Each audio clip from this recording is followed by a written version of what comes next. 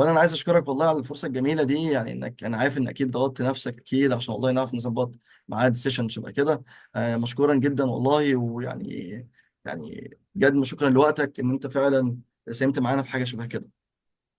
لا والله ده يعني شكرا ليك اولا وحاجه. يعني انت بصراحه بتعمل حاجه جميله جدا، يعني ان انت بتعرف الناس اللي لسه في الجامعه واللي هيتخرجوا خلاص ايه الحاجات اللي يقدروا يعملوها وايه الناس بتشتغل ازاي وكده. مم. وانا عارف ان انت زي ما بتتكلم معايا فانت هتتكلم مع ناس عندها خبره اكبر مني بكتير وناس في شركات محترمه كتير وكده. فطبعا بقى لما حد لسه صغير ويسمع كل الكلام ده دي اكيد. صراحة ادد فاليو جامدة جدا جدا جدا يعني. دي والواحد حقيقه. كان بيتمنى وهو صغير الصراحة في الجامعة إن كان حد يوجهه للحاجات دي.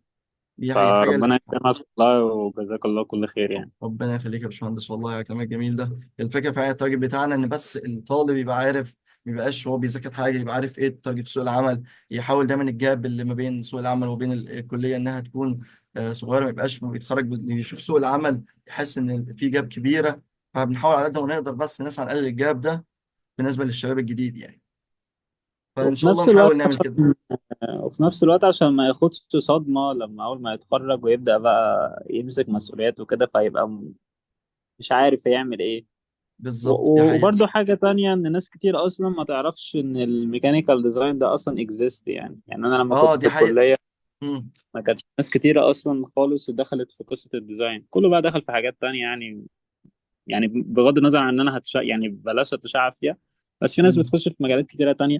لكن كميكانيكال ديزاين كنت تلاقي من كل دفعة كام واحد كده هم اللي نادرين اللي دخلوا في الحتة دي يعني. مم.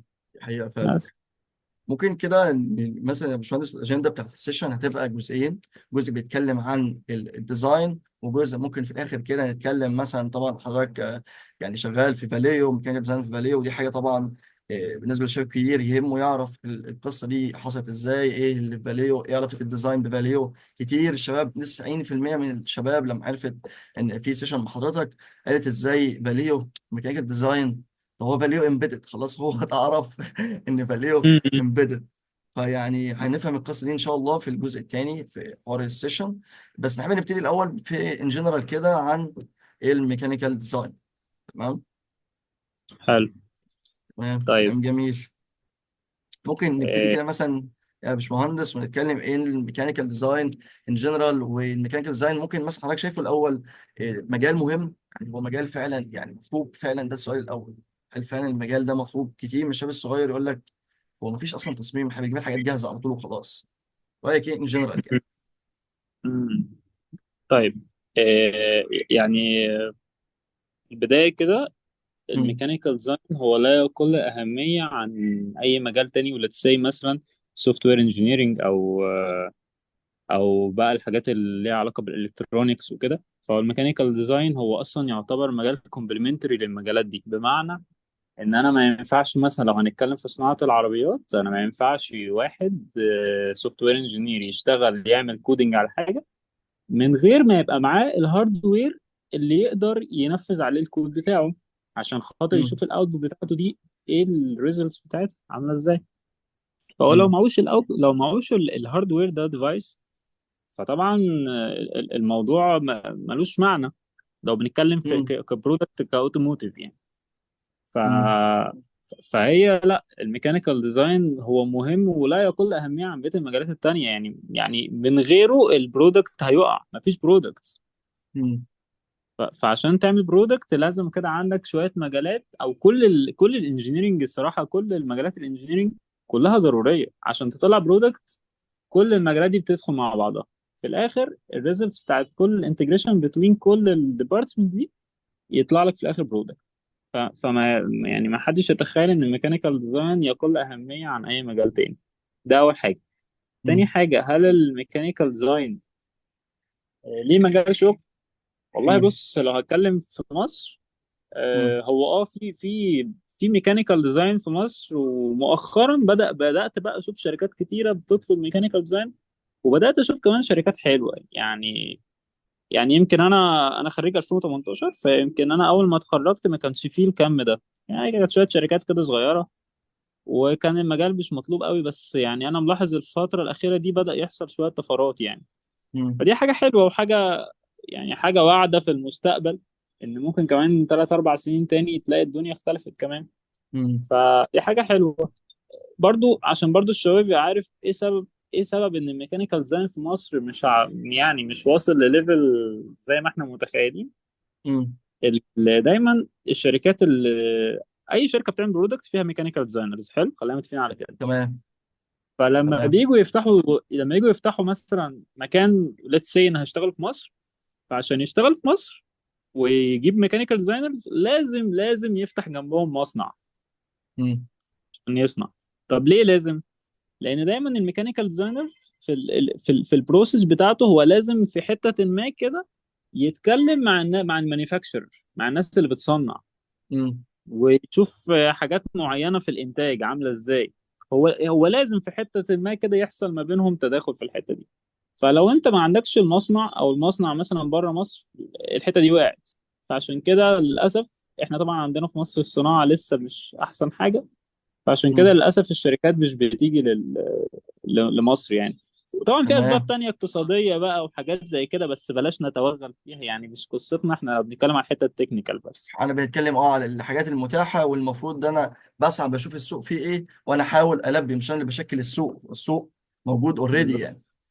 تمام، نقطه بالظبط. جميله لكن قوي. في ميكانيكال ديزاينرز في مصر، وفي كمان ناس بتعمل حاجات جميلة جدا يعني. بس هو يعني. طبعا يعني هو عشان المجال مش ناس كتيرة فيه، مم. ومش ناس كتيرة تعرفه، لأن احنا في مصر ماشيين شوية ورا شوية ترندات في المجالات دي يعني. مم. بحكم برضو المتوافر يعني هو غصب عننا بحكم المتوافر، ان الواحد في الاخر اول ما بيتخرج مم. عايز يشتغل، فهيعمل ايه؟ ف... مم. فطبعا مش كتير قوي تلاقي الميكانيكال ديزاين ظاهر في مصر. لكن مم. هو متاح وما شاء الله يعني بدأ مؤخرا زي ما قلت لك في شركات حلوه كتير هتبقى موجوده يعني. يعني الشباب اللي بتسأل وكتير مثلا يسألني السؤال ده، يقول لي مثلا هو في ديزاين، يعني اذاكر الديزاين فعلا حوار يستحق ان انا ابدا اشوف ايه المجال ده وابدا يعني. طبعا احنا شفنا الفتره اللي فاتت كان في مجال امبيدد، كان حصلت الناس كلها كانت بتجري، اذا كان في واحد حتى مش تخصصه ناس اذا كان واحد قسم مثلا ميكانيكال، قسم كذا، كله اتجه للامبيدد عشان هي فعلا كانت ظاهره كده حصلت، كان كله بيتجه للقصه دي. ليه فطبعا بقى؟ تمام. يعني خلينا نسأل نفسنا ليه الناس راحت امم. امبيدد. امم. راحت امبيدد بسبب ان في شركات كتيره قوي مالتي ناشونال جت فتحت في مصر، وحتى لو ناشونال، حتى لو شركات مصريه امم. جت فتحت في مصر. فالشركات دي في الاخر هي راس مالها، او هي في الاخر هي محتاجه ايه من الكانديديت اللي متقدم ليهم؟ محتاجه دماغه. هي لا محتاجه يعني الامبيدد هو مجال مش بيحتاج فلوس كتيره ك كراس مال تبدا بيها يعني. مش امم. محتاج ان انت تعمل مصنع وتجيب امم. اجهزه و لا. هو محتاج لابتوب ومحتاج شويه كده حاجات تانية كده، سوفت ويرز وبتاع. بس بالمقارنه بالانفستمنت اللي انت بتحطه عشان تبني مصنع، لا طبعا لا اه، تقارن. اكيد اكيد. مجال الديزاين عشان محتاج كده مصنع، ومحتاج حد يقفل، ومحتاج تقفيل بالظبط. وفني، محتاج عملية كاملة مش بسيطة. بالظبط، فانفستمنت ضخم جدا. ولعلمك هو من يعني في دورة حياة البرودكت من اكبر الانفستمنت اللي بتدفع فيها هي ان انت تبني مصانع وتجيب اجهزه والحاجات دي كلها. مم. فعشان كده الشركات الميدل انتشرت في مصر، لان هم للاسف ما يقدروش يعملوا الجزء الثاني بتاع الانفستمنت الكبير ده، والريستريكشنز اللي البلد حطاهم عليه صعب. فعشان كده بيتجهوا بقى للحتة المتاح، ان هو استغلوا العقول بتاعت الطلبة. وطبعا احنا عندنا عقول كتير قوي حلوة في الامبيدد، فاستغلوهم ان هو خلاص طب ما نطلع من الناس دي احلى حاجة فيهم. وما شاء الله مم. عندنا ناس في مجال السوفت وير عموما بقى بكل فروعه. عندنا ناس صراحة وصل ليفلات روعة يعني، وسافروا بره وراحوا شركات جامدة جدا. بس مم. فهي دي النقطة. ده اللي خلى الامبيدد ينتشر الانتشار الفظيع ده. تمام. بس نقدر نقول للشباب وطبعا الجديد ان هو في اكتر من مجالات، يعني مثلا مجال الديزاين هو بدأ يشتغل، ومش كمان مش من دلوقتي، ده من فترة، وبدأ يعني الناس عندها مخاوف من مجال الديزاين، نقدر نقول لهم لا، هو في شغل مجال الديزاين، في طلب على المجال ده، مش مجرد حاجة جانبية يعني. بالظبط. بالظبط يعني هو في الاخر انت بتحاول تروح للحاجه اللي انت حاببها وعارف ان انت تقدر تأدي فيها. والله مم. عرفت تأدي في غير الديزاين وحبه، ما فيش مشاكل يعني. بس ما مم. تتخيلش ان الديزاين سكته واقفه، لا مش واقفه. وان مم. شاء لا الله دي. وان شاء الله الفتره الجايه الامور تتحسن يعني. بس طبعا برضه عشان ابقى صريح، لا مم. لو تيجي تقارن الديزاين بالامبيدد فلا طبعا هو في جاب، مم. وستيل لسه موجوده، وفي جاب حتى في السالاري ستراكشر بتاعتها في مصر. اه. ده مم. واقع الصراحه ولازم نعترف بيه يعني، عشان برضو مم. ما نبقاش بنقول للناس حاجه مش واقعيه يعني. فهو لا في جاب، بس في الاخر كل واحد وقدرته يعني. في حد ممكن يتقبل انه يشتغل في التراك الامبيدد وكده، وحد تاني مش قادر يعملها. وبرضو مم. يعني تراك الامبيدد هو دلوقتي ما بقاش بيس اوف كيك بقى، اي حد عايز يخش، لا الموضوع دلوقتي بقى صعب. دي لان خلاص حقيقة. هو الفترة بقى دي فعلا. مم. بالظبط بقى ترند، والناس عرفته وكله عرف يدخل وبتاع، فخلاص في شركات كتيرة استكفت يعني. تمام. بقى خلاص، ما بقوش يطلبوا بقى فريش زي زمان، بقى يطلبوا بقى شوية ناس عندها شوية خبرات يعني. فطبعا تمام. الموضوع صعب شوية يعني. دي حقيقة فعلا يا باشمهندس. الفكرة بس دي نقطة مهمة قوي عشان الشباب اللي كان عندها مخاوف من ان خلاص لا ده الامبيدد كان موجود وراح، لا بنقول لهم يعني ان في مجال تاني وتالت ورابع. الفكرة بس ما توقفش عن تقول الامبيدد وقف فيه شباب. يعني للأسف يعني يوم جاي مثلا خد الامبيدد كان بيذاكر امبيدد قعد شهرين وثلاثة وأربعة ولسه زي ما هو واقف على أساس إن الامبيدد ده هيفتح مثلا الشهر الجاي. فدي حاجة مش ألطف حاجة، لا اشتغل وشوف مجالات تانية، ما تقفش عند مجال بعينه، يعني شوف بالعكس، واحد وثلاثة وأربعة. انا عايز اقول لك انت لو يعني بالنسبة للمثال اللي انت قلته ده، انا مم. شخصيا لو انا واخد امبيدد وشغال مم. ميكانيكال ديزاينرز، فانا ممكن اعمل حاجات عظيمة جدا. لان دي انا نقطة ممكن كويس. مم. بالظبط ممكن اكومباين النولج بتاعتي في الامبيدد سيستم بالنولج اللي معايا في الديزاين، واطلع بقى برودكت يعمل لي الانتجريشن بتوين الالكترونكس والميكانيكال سيستم. فطبعا انت بالظبط. لو حد توصل للحته دي، في حته جامده جدا جدا يعني. والحته دي بالظبط. بقى في مجال البرودكت ديزاين نفسه بتدي لك نقطه تفوق على دي ناس حقيقة. كتيره. دي حقيقة. فاللي دخل في مجال وبدأ يذاكر مجال سواء بقى امبيدد او بروجرامنج او ايا يكن، والدنيا معاه مش وقفت او كده، ده مش نهاية الطريق. بالعكس، اللي انت اتعلمته ده هيفيدك اعظم استفادة في اي مجال تاني هتخشه، سواء بقى ديزاين او ايا يكن تاني مجال تاني يعني. مم. هي ده فعلا بس كان انت السؤال، حتى كان السؤال اللي بعديه على طول ان هو الديزاين ممكن مثلا يبقى فعلا كارير كامل، بس في النهايه برضه تقدر تستخدمه انه يساعدك في شغلك. يعني انت مثلا مهندس امبيدد ومعاك ديزاين، او مهندس ديزاين ومعاك امبيدد، تقدر تعمل كومباين زي ما حضرتك قلت فعلا ما بين الاثنين. هو الحوار مش اه الكارير، يعني مش تراك لازم تمشي لاخره ولازم ابقى كيكال ديزاينر بس، لا انت ممكن تزود كمان حاجه جنبه. تزود حاجات فعلا تسهل الشغل على زميلك، تسهل شغلك. تبقى مثلا يبقى انا بدل ما اجيب مثلا ميكانيكال ديزاينر واجيب مهندس امبيدد، لا اجيب حد يقدر يعمل الاثنين، تعلي من الفاليو بتاعتك، الحاجات دي كلها. بالظبط. يعني لو هنفترض ان في شركات مثلا بره مصر طالبين ميكانيكال ديزاينر، فهم يشوفوا ان انت معاك لا انت تفهم كمان في الالكترونيكس، وتفهم ازاي بقى تانتجريت البارتات الالكترونيكس مع الميكانيكال، وتشوف ازاي تسلكت وحاجات زي كده، وازاي تكود والكلام ده. لا طبعا طبعا دي اد فاليو جامده جدا جدا يعني. ف مم. ف فهو في الاخر زي ما بقول لك، انت عشان تشتغل في مجال البرودكت ديزاين، انت تطلع برودكت، وده هو ده اظن ده هو ده النتيجه اللي كل الناس بتستناها من الميكانيكال ديزاين، ان انت تطلع مم. برودكت. انت لو دي شغال انت حقيقة. تطلع برودكت، انت هتحتاج كل الحاجات دي. اي مم. حاجه هتتعلمها في الحياه هتحتاجها في البرودكت ديزاين، لان هو البرودكت ديزاين ده واخد كل حاجه. انت لو جيت مم. فكرت في اي منتج قدامك كده وجرب كده تفكر فيه مين اللي اشتغل في المنتج ده، هتلاقي ناس كتيره جدا شاركت فيه، كاقسام يعني اقسام كتيره جدا مم. شاركت فيه. بقى ما خفي مم. كان اعظم. دي ده حقيقة. لسه بقى في حاجات انت ما تعرفهاش، انت ما دخلتش في البروسيس كمان. مم. لكن مفيش حاجه بتخسر الصراحه، لا وكمان كله كله. ميزه في القصه دي ان مثلا لو مهندس ديزاين وعندي باك جراوند امبيدد، اقدر اسهل الشغل على زميلي. يعني انا القصه انك عندي باك جراوند، عندي اكتر حاجات كتير مثلا في الباك جراوند عندي، اقدر اسهل الشغل على اللي بعديها في السيكونس، في الستيب اللي بعديها اقدر اسهل له الشغل، ابقى عامل حساب شغله مثلا. اه بالظبط، صح صح.